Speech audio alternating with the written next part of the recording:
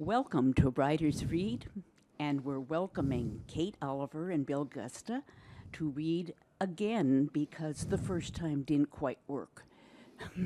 A typical Horizon House happening, I think. Anyway, we're here today to hear them read and record them again. So, you know how we start. Here we go. I say a line, and you say a line. Right, right, right. Right. Right. Until you get it right. Then read aloud. You'll draw a crowd and bring us great delight. And this is a great delight. Bill, welcome again. And I want you just to say a word about Rockefeller University, where you spent much of your time, and it is a particular kind of university. Could you describe that a little bit for us?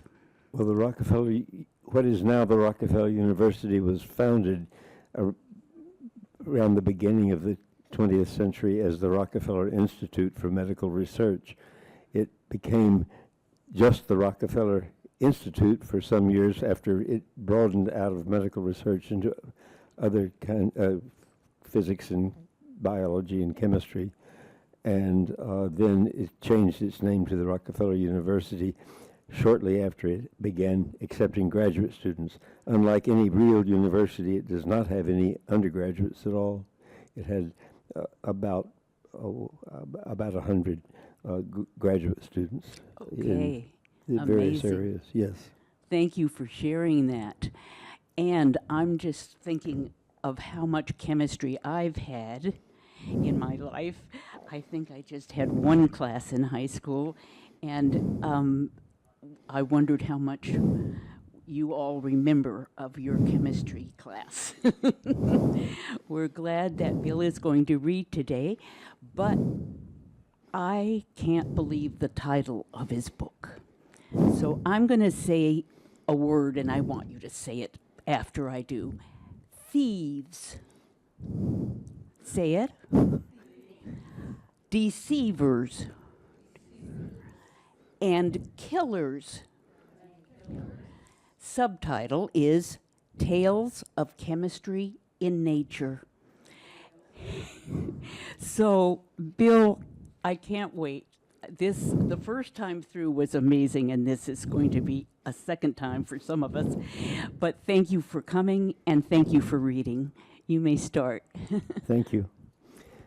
Some years ago, I wrote 3 books for laymen on chemical signals in nature, all of which are in our library here.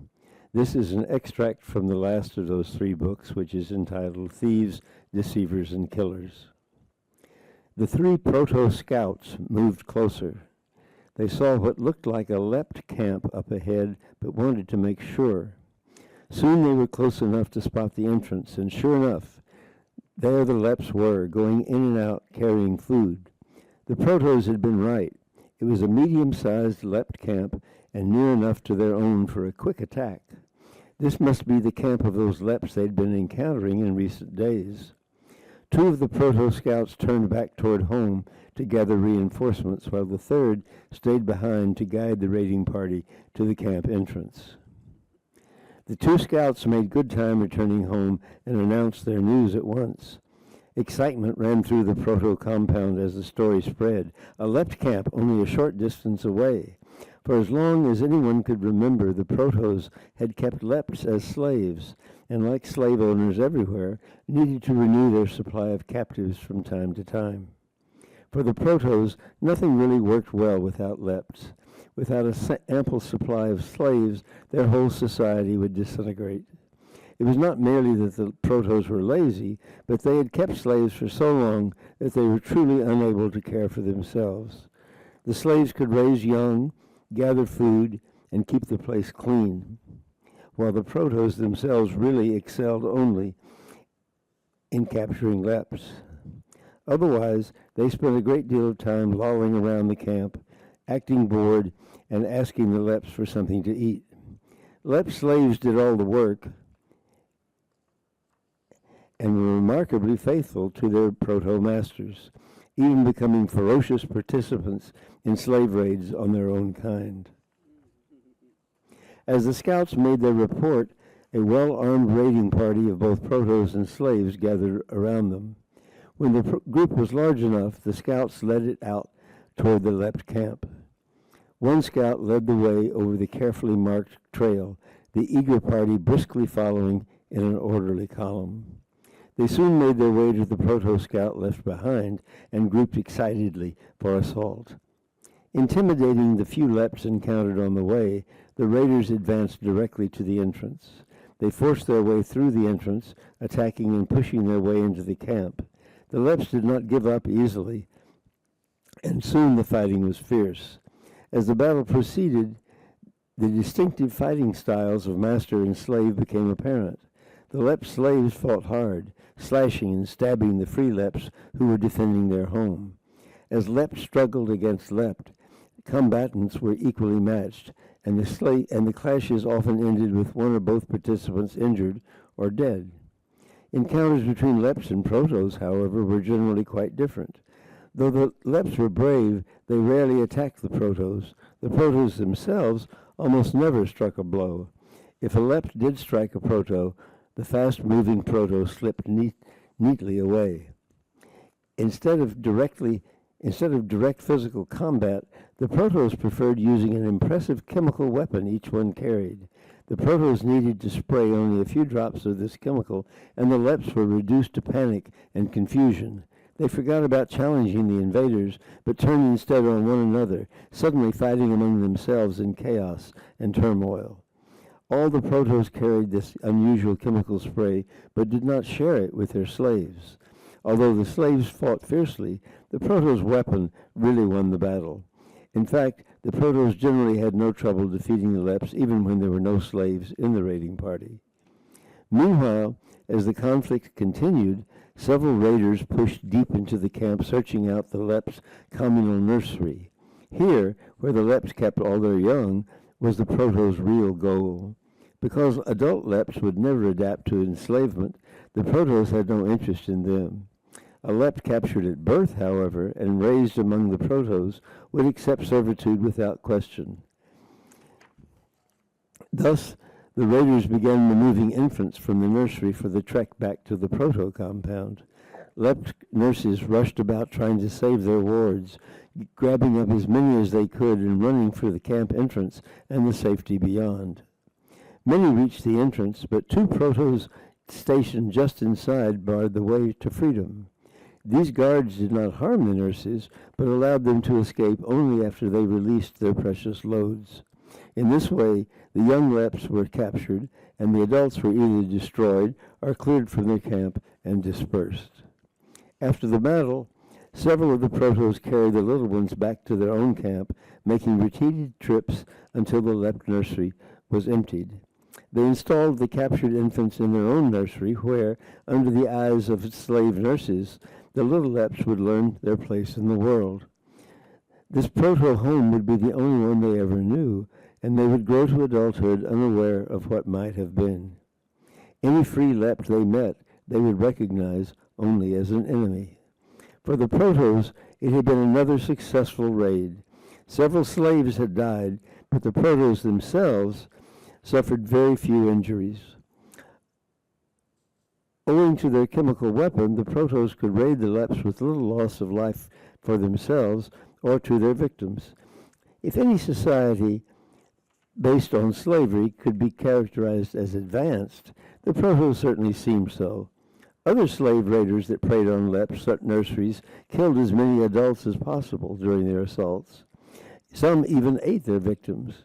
In comparison, the Protos could pass as relatively civilized. Of course, from the Proto point of view, charity made good sense. By letting the adult Lepts escape, the Protos assured themselves of future Lept nurseries to plunder. In fact, the day after the raid, the scattered Lepts straggled back home to pick up their lives and to begin replenishing their looted nursery.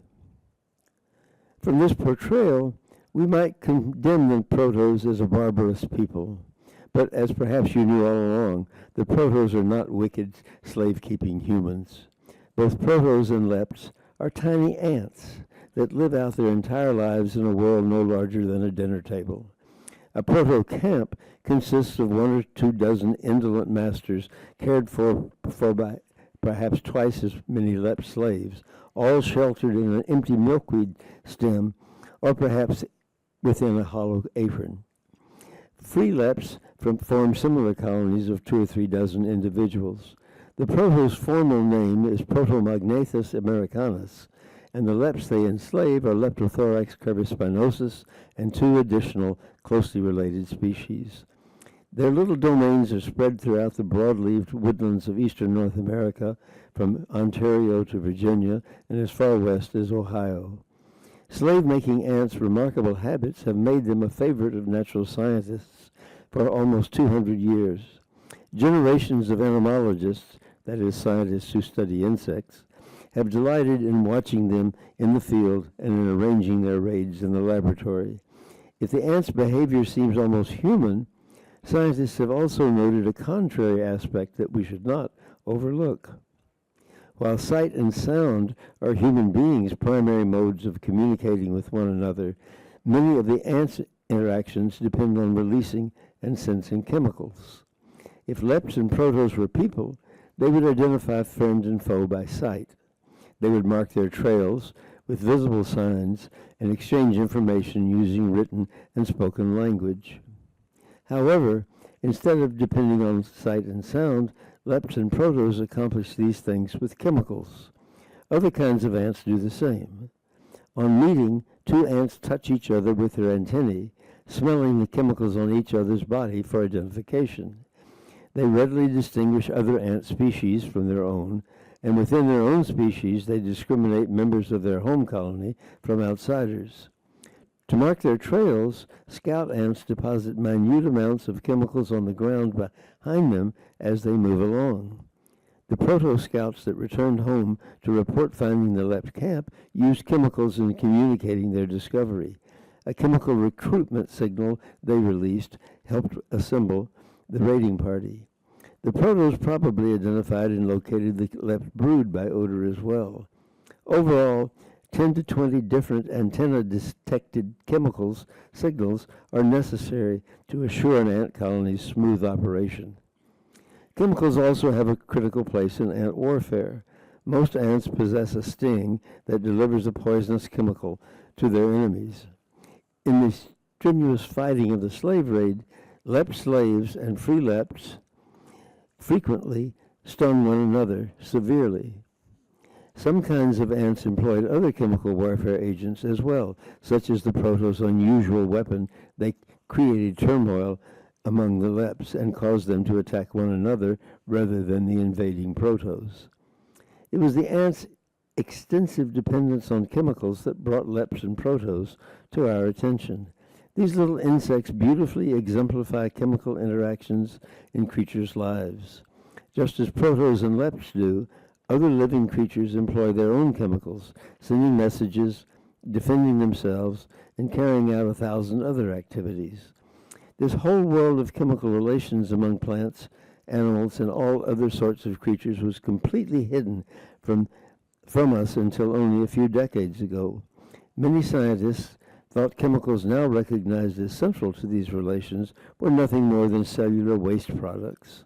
Interactions among organisms were much less well understood, and the role of chemicals in many of them was not yet acknowledged. Biologists and chemists opened up this world of interactions among living creatures only as appropriate chemical and biological investigative tools started to appear around the middle of the last century. Only then did the story of these universal chemical activities begin to take shape. As the story of the protos raid demonstrates, a familiarity with chemistry or biology is certainly not required to delve into these activities. An up-close look at creatures' chemicals provides a marvelous entry into a biological world filled with events as remarkable and fascinating as the raids of slave-making ants. Other creatures have equally amazing stories, and from a broader point of view, this biological world is at the heart of such current topics as the health of the earth, preservation of environments, biodiversity, and extinction of species. The chemicals featured in creatures' daily activities also touch on our own lives in important ways. They provide a sizable fraction of modern medicines, as well as perfumes, pesticides, and other products ranging from textiles to glue. Some of these commodities have been in use for thousands of years and have intriguing histories. Others offer ways to save threatened environments. All affect our own lives, and some do so profoundly. Most of us now live distant from the close contact with the natural world taken for granted until well into the 19th century. It's easy to forget that as living creatures, we too are part of this natural world, and that our high-tech existence depends on this world and its creatures no less than life in former times. The protos' warfare on their left neighbors depended heavily on chemicals, but ants are by no means unique in making extensive use of chemicals for communication and warfare. From one-celled organisms to complex plants and animals, many living creatures do the same. As species develop over evolutionary time, it's relatively easy for them to adapt their cellular machinery to producing chemicals for communication, warfare, and other purposes. These chemicals facilitate the way of life of organisms spread all across the biological spectrum. Like the signals of the proto-scouts, one large group of chemicals carries messages that pass between members of the same species, messages that we would express in words. Such signals are called pheromones, and they convey all sorts of information. Some pheromones are attractants, bringing male and female together for mating, or perhaps assembling a group of creatures for feeding or defense. Others carry such varied messages as danger, flee, this is my territory, or I am pregnant. There are also chemical signals that pass between members of different species. These interspecific signals, as they are called, may benefit one or both of the species involved. We can think of the proto's chemical warfare weapon as an interspecific signal, and if we do so, we note that its message benefits only the sender. Only the protos benefit, as the signal reduces the recipient leps to fighting among themselves. On the other hand, sometimes the receiver is the sole beneficiary of a message, as when a predator locates its prey by following the distinctive odor the victim haplessly communicates to its enemy. Other signals between species serve both sender and receiver, as when a flower's delightful fragrance entices a foraging insect to linger and explore. In an exchange profitable to both the organisms, the insect pollinates the flower and receives a drop of nectar in return.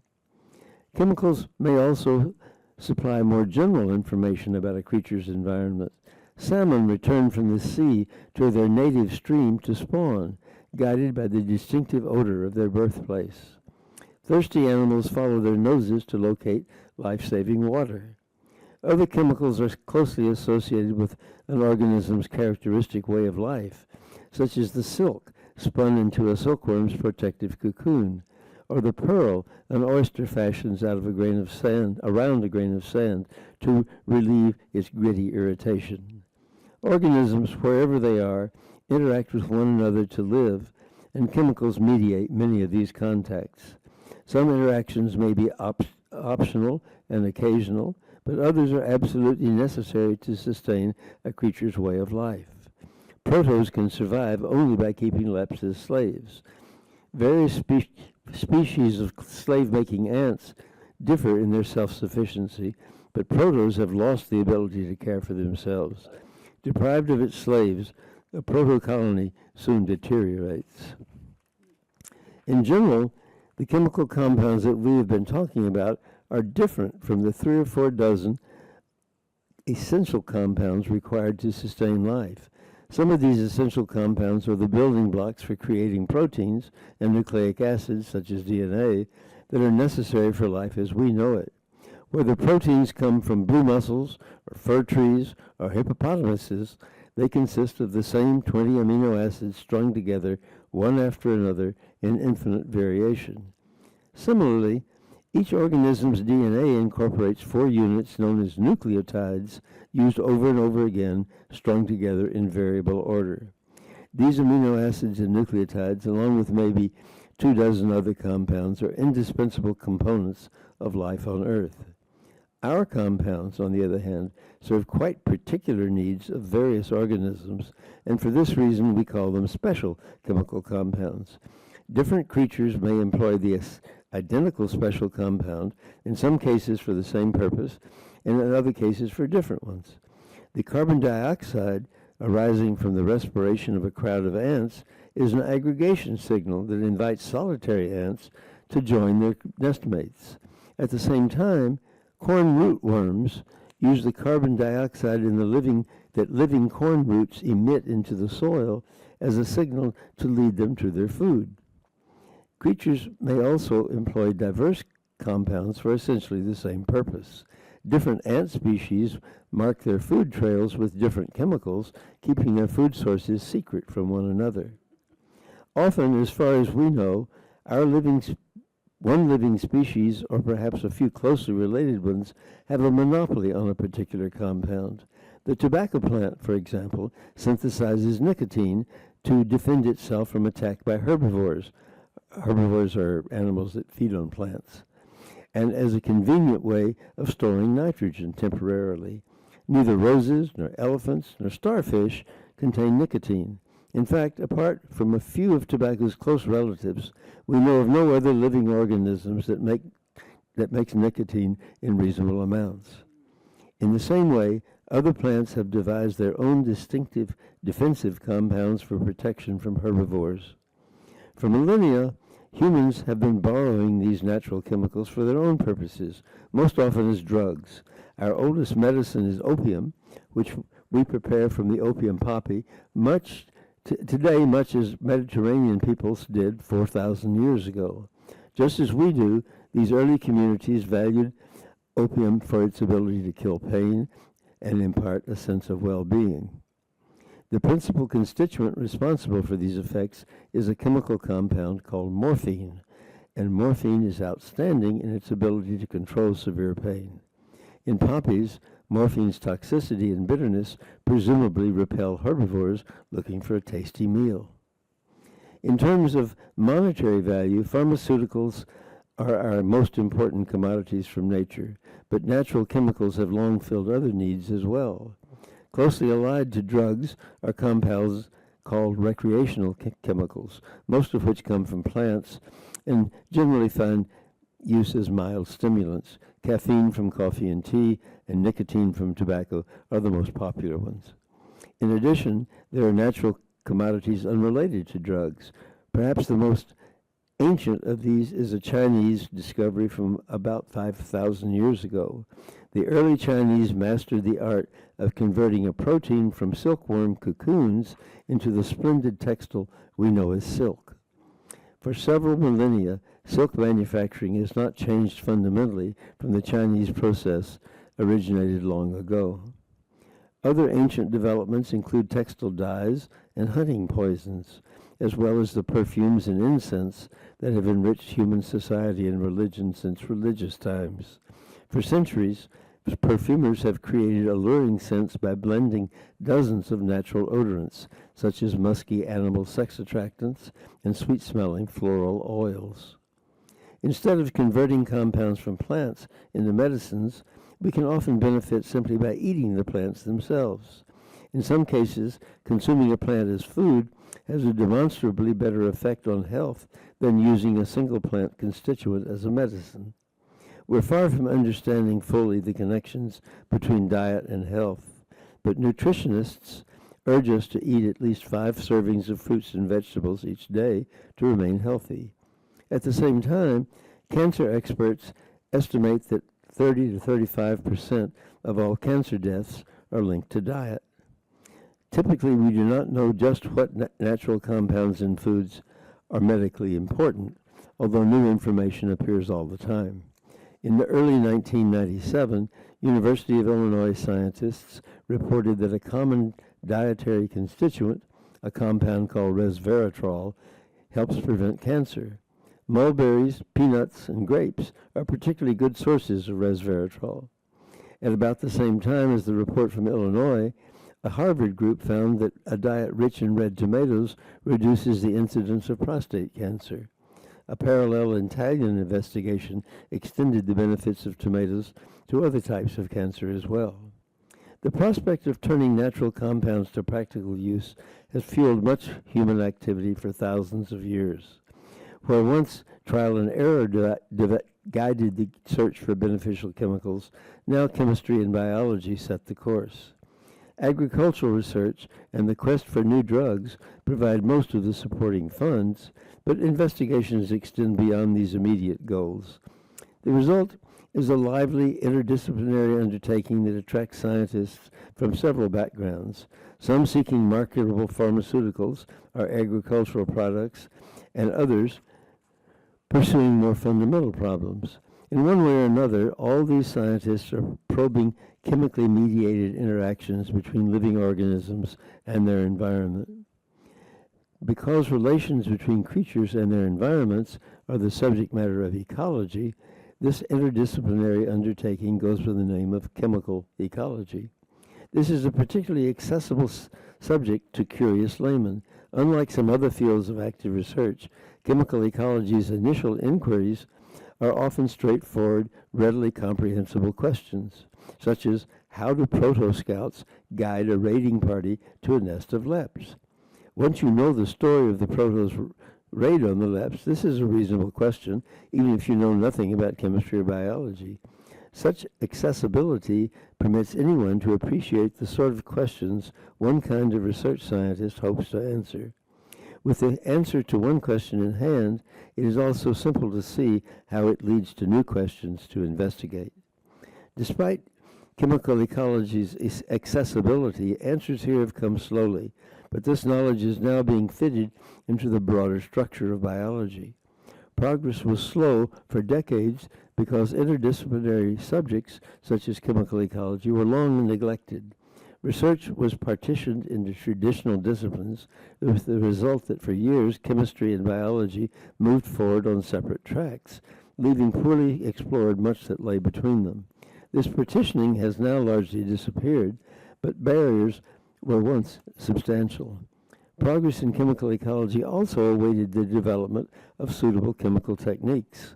Some plant products are readily available, but creatures make and use many ecologically important compounds only in tiny amounts, and then often mixed with closely related substances. Until about 1960, chemists simply lacked methods for identifying the components of such mixtures. Once scientists devised the proper tools, chemical ecology and several other subjects began to flourish. Over the years, the tools have continued to improve and investigations move more and more rapidly. In some areas, the change of pace has been truly remarkable. The first pheromone to be identified chemically was the sex attractant of the silkworm moth. Its successful identification in 1959 came after 20 years' effort and the dissection of hundreds of thousands of moths. Today, similar research often requires no more than several weeks' work with a few insects, and the change is largely the result of improved tools. As things now stand, we know something about the special chemicals of a very small fraction of the 2.1 million species of living organisms that scientists have formally described. Our knowledge is much more limited than even this suggests, because the formally described species represent only a very modest fraction of the total number that inhabit the Earth. No one knows what this total number is, but the current best estimate is about 8.7 million species. We are really only beginning to appreciate the extent of chemical interactions in the biological world and to elucidate the details of a fraction of them. Goodness, thank you, Bill. Is it too late for me to take more chemistry? That's what I want to know. Well, it's never too late. And those ants, can you just imagine them? They're so busy. They have a role in their life to play, don't they? They know what they're doing. That was amazing. Thank you, Bill, so much for sharing that. Oh, okay, questions.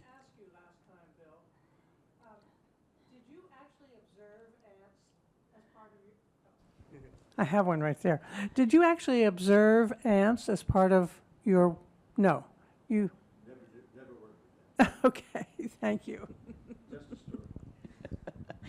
By the way, his 3 books are available on the back shelf in the library. And so I'm going to return this book, Thieves, Deceivers, and Killers, Tales of Chemistry and Nature, and I'll put it back on that shelf so it's up for grabs. And thanks again, Bill, for reading not once but twice. And here comes our Kate to trade places here. Okay, and I think Chase will make sure the headgear is working and in the right place. Okay, thank you. Oh, right. Yes, there's your sheep water. I have a cow. Bill had a regular glass, and we have a sheep glass and a cow glass.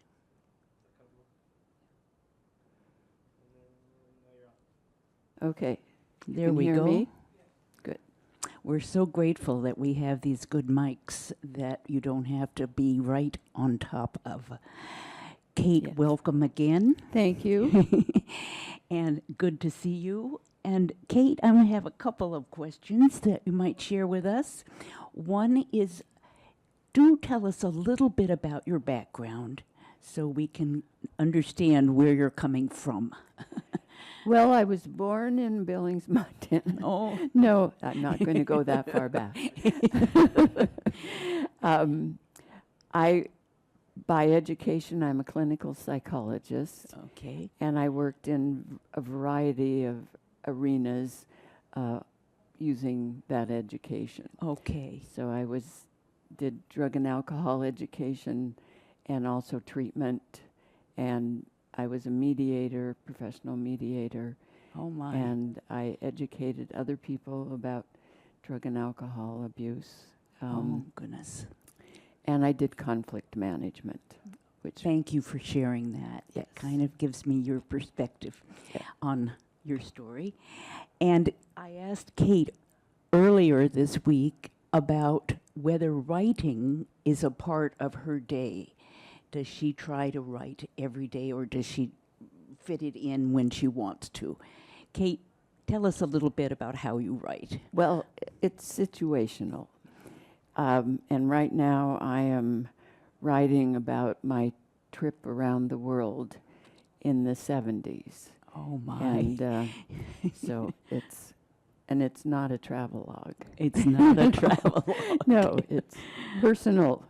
The psychology of a trip around the Oh, world. Yes. wonderful. We'll look forward to hearing that, Linda. Write that down. Okay, Kate, thank you for coming. Sure. And you may begin your story. Okay, thank you. In 2001, I was asked by Stevens Hospital, which is now Swedish Hospital in Edmonds, their foundation's bereavement center. They had a luncheon periodically, and I was asked to give a talk to the people who attended the luncheon. And so this is the talk that I gave in 2001. And it's entitled Gifts Along the Journey of Grief and Mourning. 12 years ago, on a late evening in June, the doorbell rang.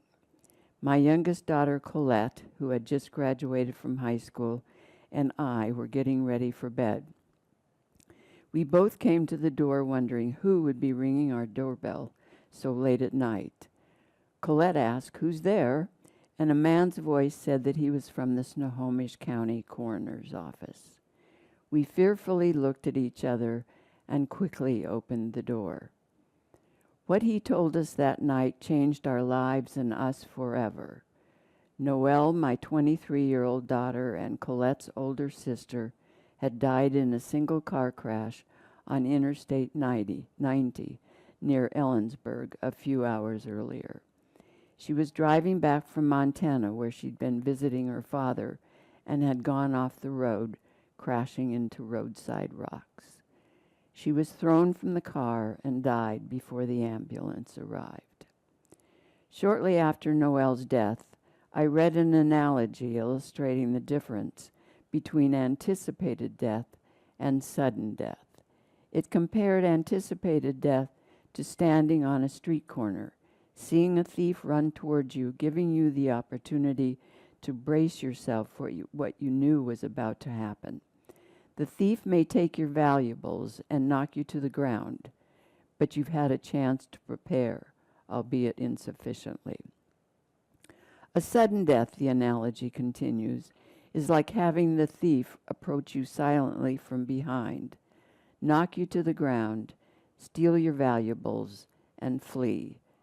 Dazed and confused, you stagger to your feet, trying to grasp what's just happened. That night, standing at my front door, listening to the coroner's words, my brain went numb, and my ability to emotionally understand what he was telling us was completely out of reach. I later came to describe the feelings that began that evening and continued for months, dare I say years, as falling end over end into a black, bottomless pit, with nothing to hold on to, or slow me down, or tell me which way was up, or how to end my free fall. However, there was much that needed to be done, and so in this state, I put one foot in front of the other to make funeral arrangements, mourn with family and friends, and settle her affairs. The morning of her funeral, I had such a bad case of diarrhea, I wasn't sure if I'd be able to manage during the service. Thank God for Imodium. I remember thinking on the way to her funeral, how does one act at your child's funeral? Are there things I should be doing? Are there things I should know about? Is there funeral etiquette for the mother of the deceased? Are there bereavement rules? How can I get through this? Looking back now, I understand that this was the beginning of a long struggle to search for guidance and help in trying to regain a sense of balance and normalcy in my life. About 2 months after Noelle died, I learned about Compassionate Friends, a national support group for parents, siblings, and grandparents of deceased children. At this point, the numbness had worn off, but I was still in my emotional freefall, desperately wanting it to stop. I wanted someone to tell me, if you'll do this and stop doing that, your pain and heartache will go away, and the nightmare will be over. So I went to a Compassionate Friends meeting at the Seattle University Library, hoping to find answers and relief. As I entered, a very nice woman greeted me warmly and assured me that I was in the right place. She began to ask questions about why I was attending a Compassionate Friends meeting. I told her briefly about Noelle and the nature of her death, and then reciprocated with an inquiry into her loss. When she said that her son had died 11 years earlier, and how much coming to these meetings for the last 10 years had helped her, I internally gasped, stopped listening, and prayed silently, "Dear God, please, please, please don't let me need this group 10 years from now." In my state of mind and heart at that point, attending these meetings, particularly for any sustained period of time, meant that I'd become a victim of my tragedy. The last thing I wanted was to have it define who I was. Kate, the mother of a dead child. So I continued to look elsewhere for my answers. Within 6 months of Noelle's death, Colette went away to college. Our family dog of 16 years died of old age, and I ended an 8-year relationship with Steve, a man I loved, but who just couldn't be there for me emotionally. Talk about your empty nest syndrome. However, this nest felt more like it had been bulldozed. I was also diagnosed with rheumatoid arthritis, which confirmed my belief in the mind-body connection. The Thanksgiving and Christmas holidays fell within this period as well. Frankly, I don't remember that first Thanksgiving, But I do remember that for Christmas, we made a conscious decision to do something totally different from how we'd celebrated previous Christmases. Colette, Steve, and I spent Christmas with my parents at their winter home in Arizona. We all did our best to make it feel like a holiday, but as I look back, we simply went through the motions. Shopping for Christmas presents was the most difficult time for me. Spotting the perfect gift for Noel, or hearing the first Noel float through the store sound system, would reduce me to tears and send me scurrying home. After a few of those experiences, I decided that any gifts I gave that year, I would order from the multitude of Christmas catalogs that came in the mail every day. It took me a couple of years before I was emotionally ready to Christmas shop in stores or hang Noel's Christmas stocking with the others. After the holidays, I began to find some answers by working with a psychotherapist. Over the 2 years we worked together, he helped me define, sort through, and lay claim to my feelings of guilt, anger, and intense sadness. We talked a lot about being able to forgive myself for not being a perfect human being and parent. For if, I reasoned, I'd been a better parent, Noelle would still be alive. She would not have been drinking and driving. She would have had her seatbelt fastened. She wouldn't have been speeding. She would have, etc., etc., etc.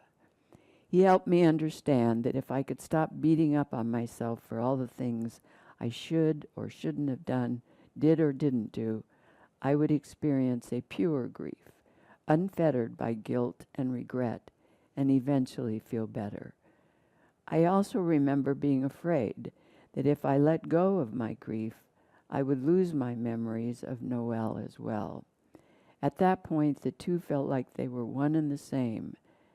Happily, I learned that grief and memory are not forever linked, and after much difficult emotional work, I now have joyful memories of her and our life together, unencumbered by guilt, remorse, or shame. It took willingness and courage to expose and confront my demons. In addition to counseling, I started a meditation practice, journaling, joined a small support group of friends, and cried a lot. On the 1-year anniversary of Noelle's death, I decided to commemorate it by planting flowers in the pots that sat empty since the day she died. As I dug holes in the dirt and filled them with flowers, I began to understand that choosing this activity of springtime renewal on that day indicated some level of readiness to pick up my life and carry on.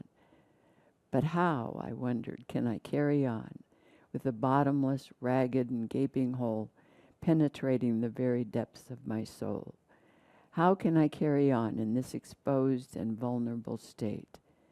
As I dug and planted, I began to form a picture in my mind of what this hole in my soul looked like and felt like. A large circular space winding down through my center, cutting through all of who I am, and finally disappearing into blackness. And then, due to grace and my natural inclination to make the best out of a bad situation, my wondering changed its focus to how or what could this hole in my soul contribute to my picking up my life and carrying on. I knew it would be a part of me forever, and there was nothing I could do to change that. I began to see this new space as a part of me that hadn't been exposed to me or to others ever before. A part of me that was newly sensitive, porous, vulnerable, tender and soft.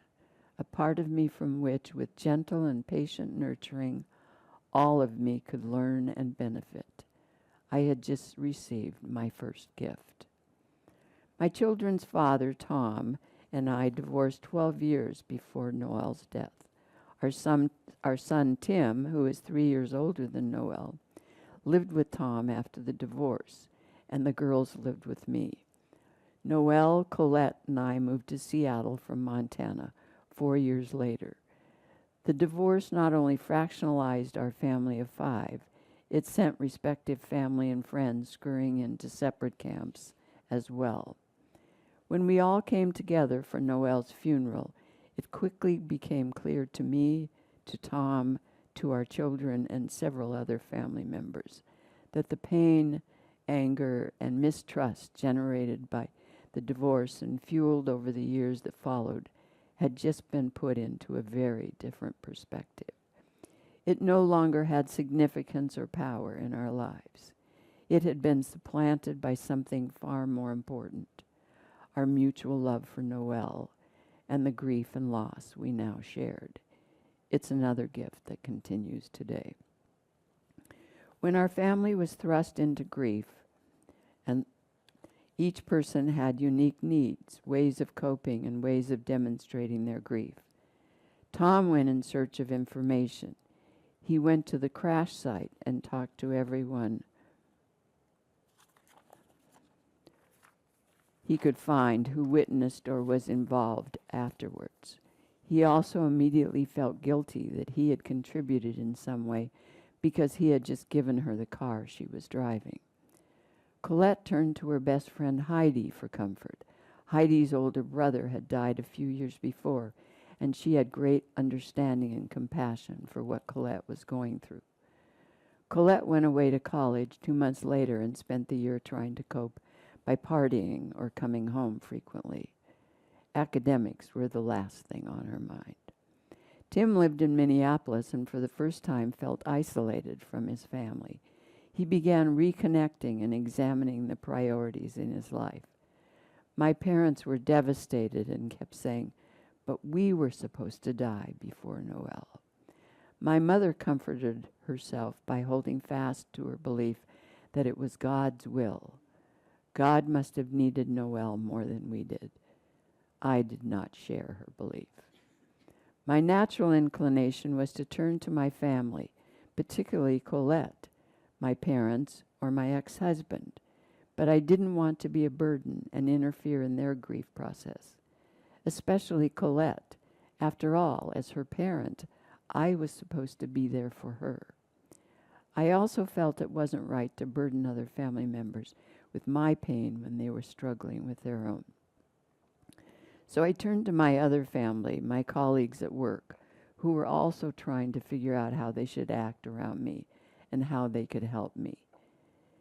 I understood their discomfort given the fact that a couple of weeks before that, I too wouldn't have known what to do with someone like me.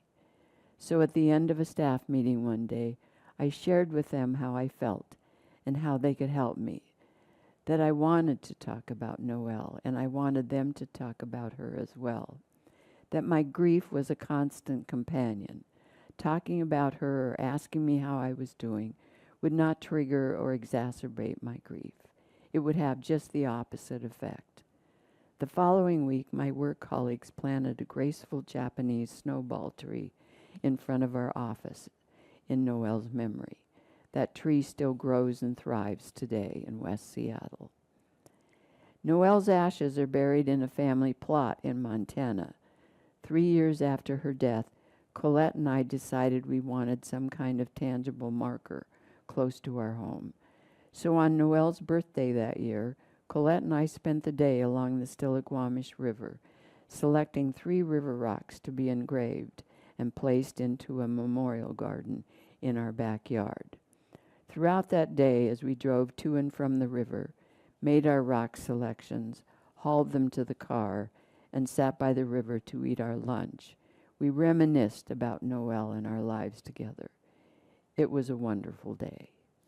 One stone reads, Noel's Garden, 1966 to 1989.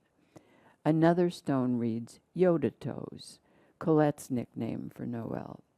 And the third stone reads, My Sweet Baboo, my mother's term of endearment for Noel. Over the years, Noel's garden expanded to include our entire backyard. I spent thousands of hours there, not only developing and cultivating her gardens, but a special and different kind of relationship with her as well. Each spring found me on my hands and knees, scratching in the dirt, straining to see new young shoots in the place where last year's plants bloomed and died back. Each new sighting filled me with a sense of life's continuity in all its forms. Speaking of life's continuity, Colette and her husband named their daughter Sydney Noel. There have been many lessons and gifts from this tragedy I would have much rather learned in some other way. However, we don't always get to choose our life's events, but we do have a choice as to how we handle them. Therein lies my most valuable gift. I would like to end with an Indian prayer that my brother read at Noel's grave the day of her funeral. Its message brought us great comfort then and continues to this day. Do not stand at my grave and weep. I am not there. I do not sleep. I am in the sun, the wind, the rain. I am in the gentle breezes that touch your face. I am in all the songs that are sung. I am in the grain that grows in the yellow field. I am in the stars that shine brightly in the universe. I am with all of you whom I have loved and have loved me. I am everywhere. Do not stand at my grave and weep. I am not there. I do not sleep. Kate, you have given us a gift. Thank you. Your honesty, talking right from your heart. I'm so glad Linda found these flowers. Can you describe the pictures to your right? Yes. This is a collage. I put a collage together for all of our family members after Noel died. And this is the one that I kept for myself. And so if you're interested, you can come take a look at that. If you'd like to darling come up and face. see those pictures. Yes. Thank you. So thank you so much. Yeah. I need to let you know some people called me and wanted a copy of that poem. Oh, I yes. hope it's okay with you Sure. that I Absolutely. used that and Okay. people wanted No, that. I had several. I had several people who asked me to. Oh, for it, and good. I've given Okay. it Well, out to thank you them. for sharing Yes. that. Yes. It you're welcome. filled me up. A little side story, if we have time. So when I went to Billings to plan her funeral and and my ex-husband is a fundamentalist Christian, and he goes to this fundamentalist Christian church. And so he wanted the minister there to read this "Do not stand at my grave and weep," and so the minister read it through, and his eyebrows kind of did a little thing, but he was willing to do it at the time. And then when we showed up at the church for the funeral, my ex-husband came up to me and said that he had changed his mind and that he couldn't read it. And I said, that's why I can't buy your brand of Christianity. And so my brother then read it at the gravesite. And he was a correspondent for NBC and had this lovely, deep, resonant voice. So it was very nice, yes. I apologize. We usually have questions. If anybody has a question for Bill or for Kate, you're welcome to ask it. Maybe today we could just ask privately. Sure. They could see you at some point because Yeah, we that's have a fine. small audience. Thank you for coming, and thank you, Bill,